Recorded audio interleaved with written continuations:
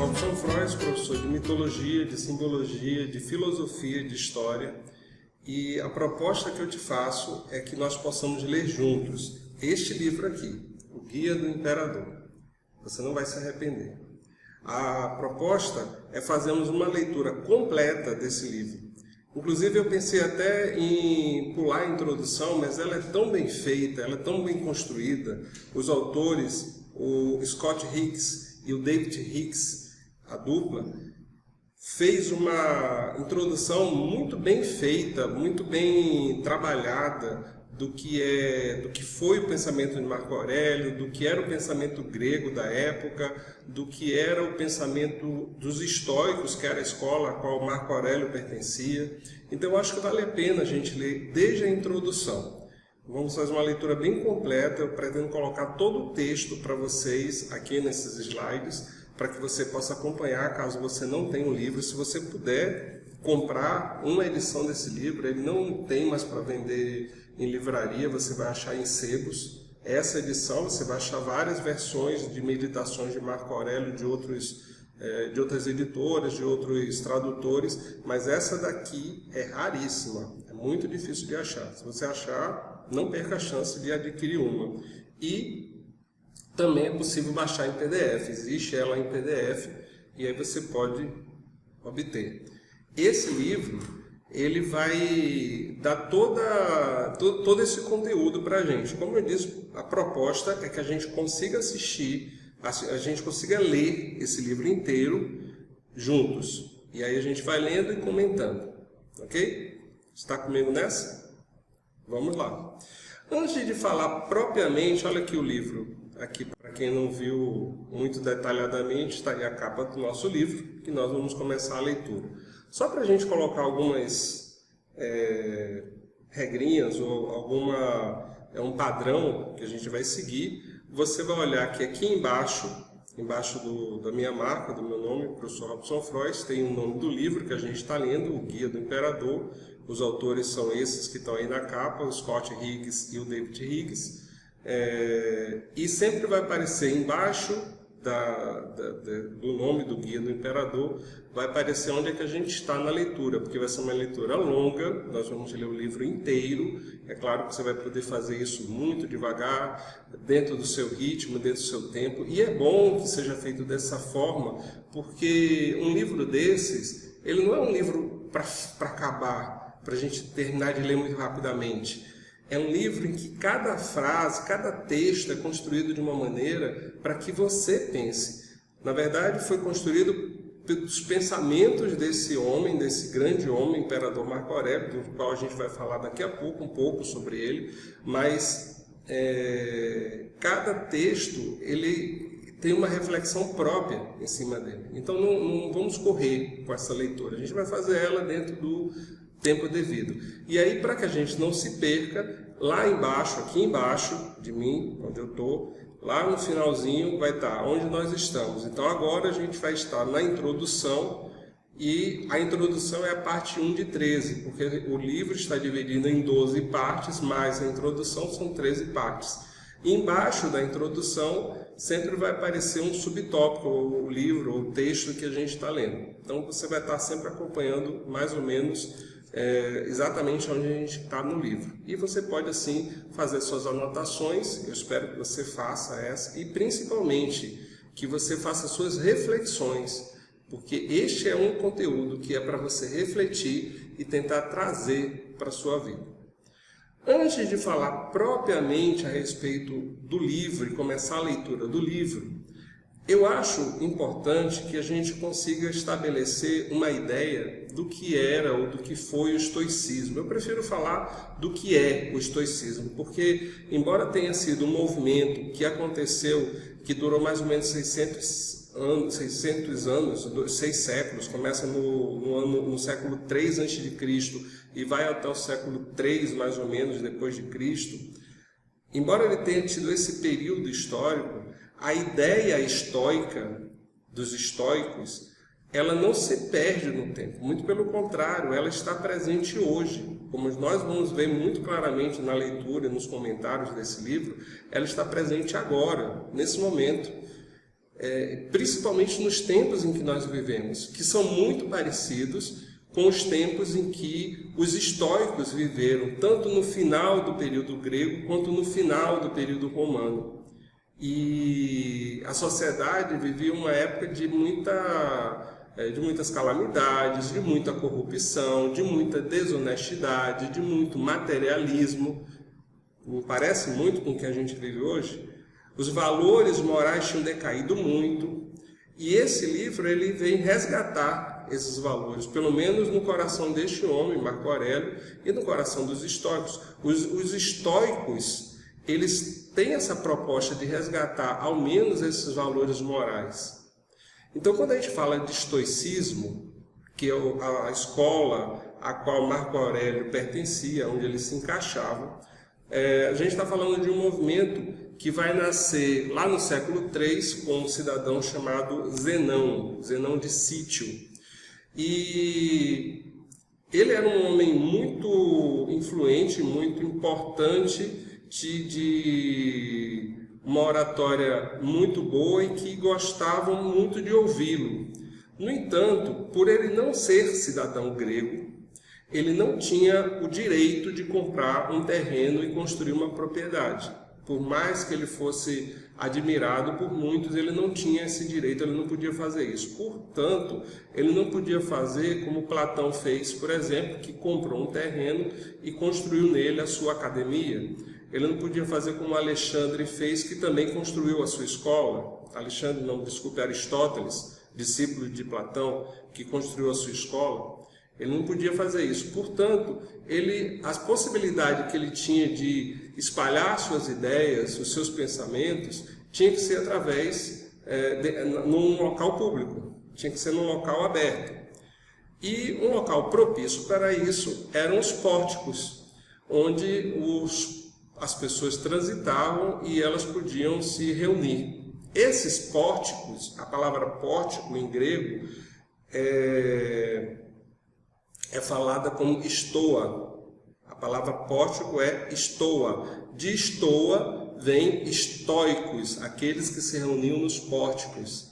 E de estoicos vem estoicismo, que é a escola que o Marco Aurélio pertencia. Ela dura então 600 anos, ela nasce na Grécia com Zenão, e como a gente sabe muito bem, a Grécia já estava sendo absorvida por Roma, e quando ela é absorvida por Roma, Roma também absorve boa parte da cultura grega. Junto com a cultura grega vai o estoicismo. E o estoicismo ele encaixa como uma luva na cultura grega, no pensamento grego, no pensamento romano. Ele encaixa como uma luva no pensamento romano, porque os romanos eram extremamente práticos nas suas ideias, nos seus projetos. E o estoicismo é uma proposta de filosofia extremamente prática. Ela é muito pouco metafísica, ela não se preocupa tanto com o que há para além do físico, mas ela está muito mais voltada para ideias que possam ser trabalhadas e estabelecidas aqui, na Terra. Por isso encaixava perfeitamente com as ideias dos romanos.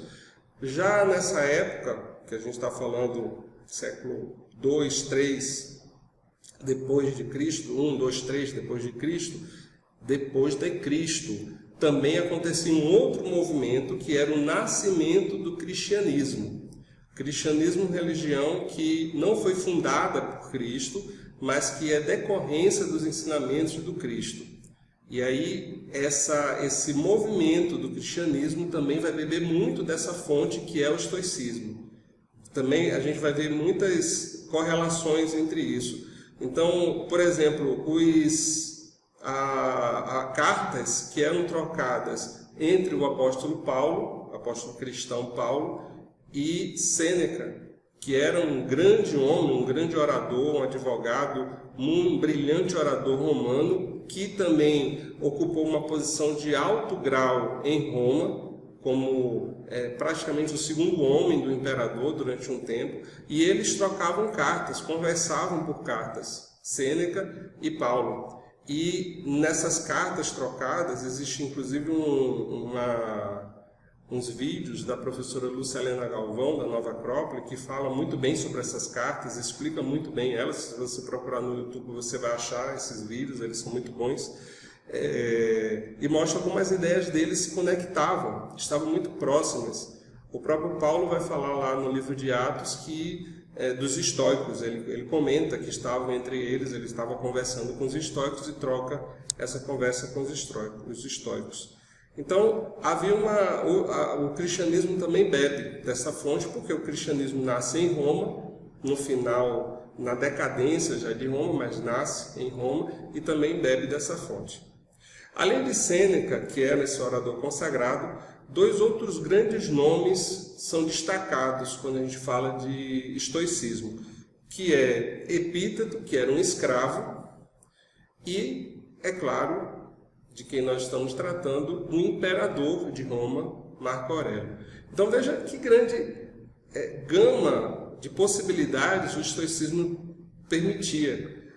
Pessoas tão diferentes como um orador Sêneca, o escravo Epíteto e o imperador Marco Aurélio estavam unidos pelas mesmas ideias.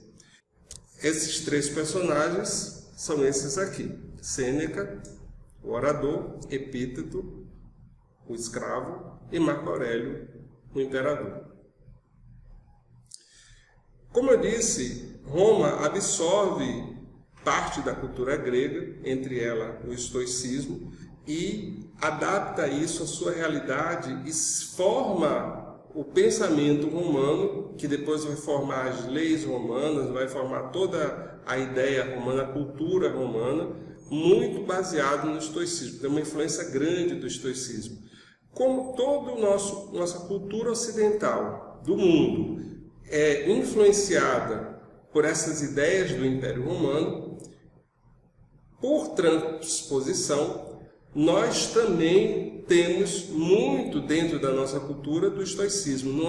Não são ideias que são alheias a nós, elas são muito parecidas, são muito semelhantes. E nós acabamos absorvendo muito dessas ideias.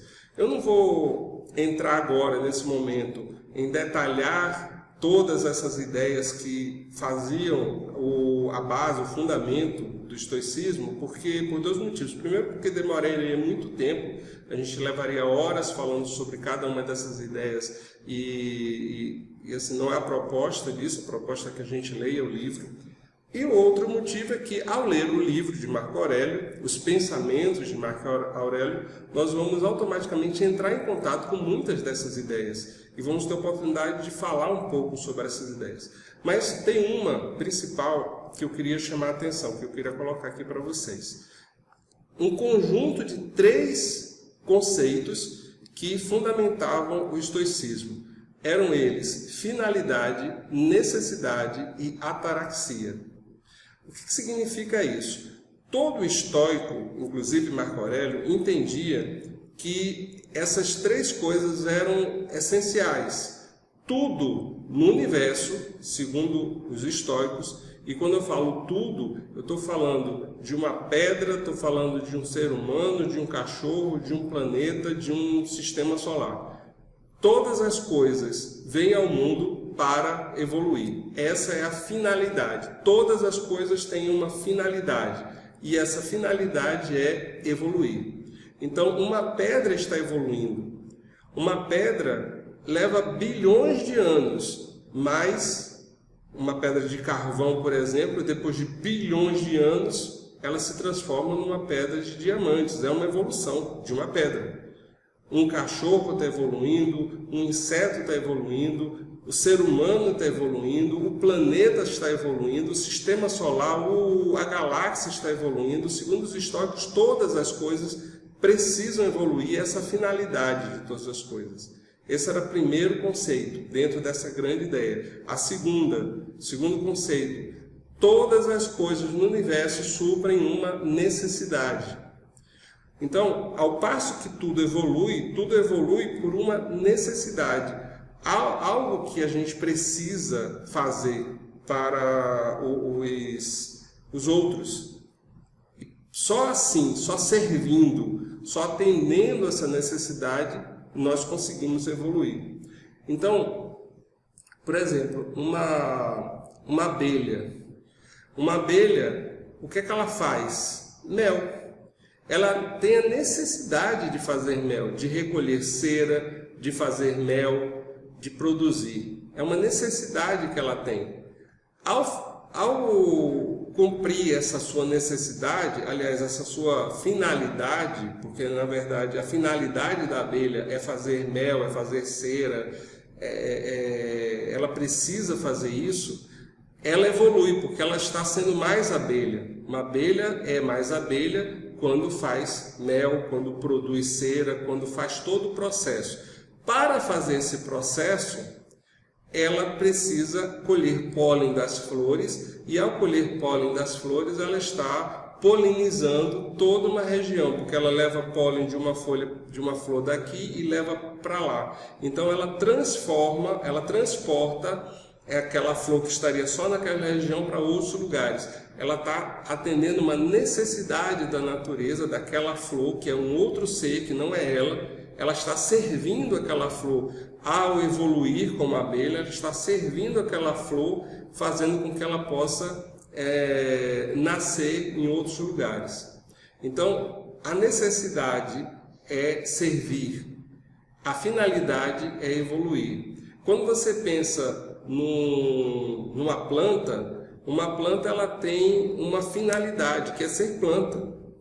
E para ser planta, ela precisa fazer fotossíntese, que é a necessidade dela, fazer fotossíntese.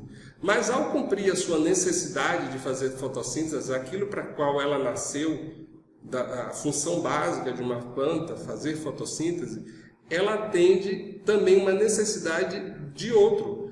Porque fazendo fotossíntese, ela recolhe gás carbônico, que é nocivo para nós e para a maioria dos animais, e exala oxigênio que nós precisamos para respirar. Então, atendendo a sua necessidade e a sua finalidade de produzir, de fazer fotossíntese para ser mais planta, porque quanto mais fotossíntese ela faz, quanto melhor ela faz fotossíntese, mais ela é uma planta boa. Ao fazer isso, ao servir dessa forma, tentando atingir a sua finalidade, ela serve outros seres que precisam de oxigênio para sobreviver, porque ela troca gás carbônico por oxigênio dentro desse processo. Aí você olha para o Sol, a mesma coisa. O Sol ele tem uma finalidade de emitir energia. E ao emitir energia, e ele só dá, ele possibilita para os outros seres, como nós e outros, que estão dentro desse sistema solar, vida.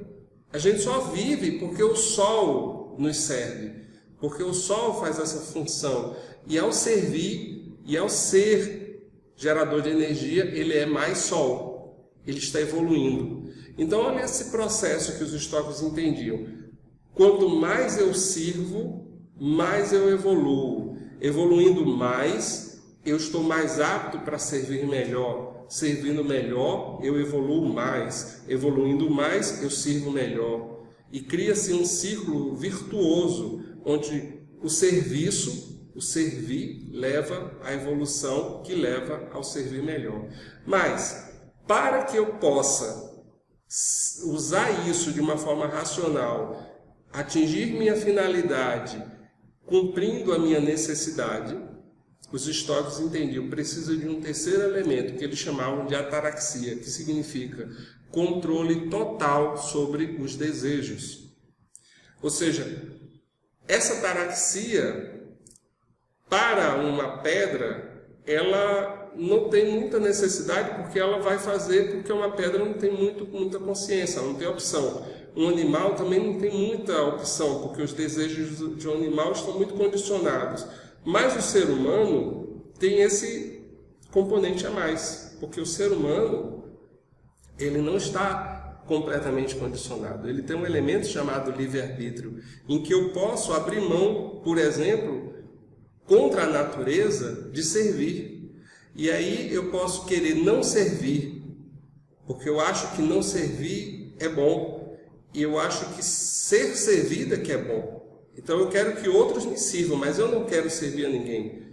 Isso que parece para nós uma ideia boa, para um estoico é o fim do mundo, é você dar fim à sua vida, porque a sua vida para de ter sentido quando você não serve mais. Imagina só, o estoico ele pensava assim, uma coisa na sua casa que não serve para nada, nem sequer para dar, nem para fazer reciclagem, porque reciclar um objeto é você pegar algo que ele não está servindo mais para isso e você ressignificar ele, você transformar ele para que ele sirva para outra coisa. Aí você tem isso que não serve nem para você transformar, não serve para nada. Não serve para dar de presente, não serve para doar, não serve para nada. O que é que você vai fazer com isso? Jogar no lixo, porque não serve. Agora, imagina que o estoico pensava, o universo ele faz um investimento em você. Ele te dá uma vida, ele te dá energia, ele te dá criatividade, ele te dá a possibilidade de criar, de fazer coisas, mas você prefere não usar isso para servir nada. Prefere ter uma vida completamente egoísta em que você só quer ser servido. E se você não serve para nada, se você não quer servir, o que é que o universo vai fazer com você? Seria algo diferente do que você faz com algo que na sua casa que não serve para nada? É lixo. O estoico pensava assim. Então, para eu não me tornar um lixo do universo, eu tenho que servir. Para eu servir, eu preciso ter controle dos meus desejos, porque os meus desejos, como ser humano, me possibilitam querer inverter essa ordem e só ser servido. Para você ter ideia de que isso é verdade, já viram quando tem esses grandes prêmios de loteria, muitas vezes entrevistam as pessoas, né? O que você vai fazer se você ganhar esse monte de dinheiro? Aí muita gente vai dizer assim, se eu ganhar eu vou parar de trabalhar. Primeira coisa, eu vou largar meu emprego, vou parar de trabalhar, vou viajar, quero curtir a vida, ir para os melhores lugares do mundo, só ser servido. Então, na ideia da maioria dos seres humanos, essa ataraxia vai de contra essa mentalidade. O que o estoico entendia é que não, independente se eu tenho muito ou se eu tenho pouco, o meu papel como ser humano, como todas as outras coisas, é servir. Para isso eu preciso ter controle dos meus desejos, porque se eu permito que os meus desejos mandem em mim, eles não têm limite e eles vão absorver toda a minha energia. Porque se você tem qualquer desejo e não controla esse desejo, não é que seja errado ter desejo, é não ter controle do desejo. Se você tem um desejo e você não controla esse desejo, ele te controla, ele é extremamente destrutivo. Ele pode ser potencialmente destrutivo para o outro, mas ele é com certeza destrutivo para você, porque ele vai tirar toda a sua energia, ou quase toda a sua energia, o que vai sobrar para que você possa cumprir a sua finalidade e a sua necessidade? Pouco ou quase nada. Por isso os estoicos entendiam, e você vai ver isso muito no pensamento de Marco Aurélio ao longo do livro. Ele entendia que é necessário ter controle dos meus desejos, para que assim, controlando a energia que eu tenho com esses meus desejos, sob controle, dá o necessário, dá o que Platão vai chamar de justo para cada um dos nossos elementos, mas só o necessário. Aí sim, eu vou ter energia suficiente para poder atingir a minha finalidade, cumprindo a minha necessidade. Esse era o pensamento dos estoicos.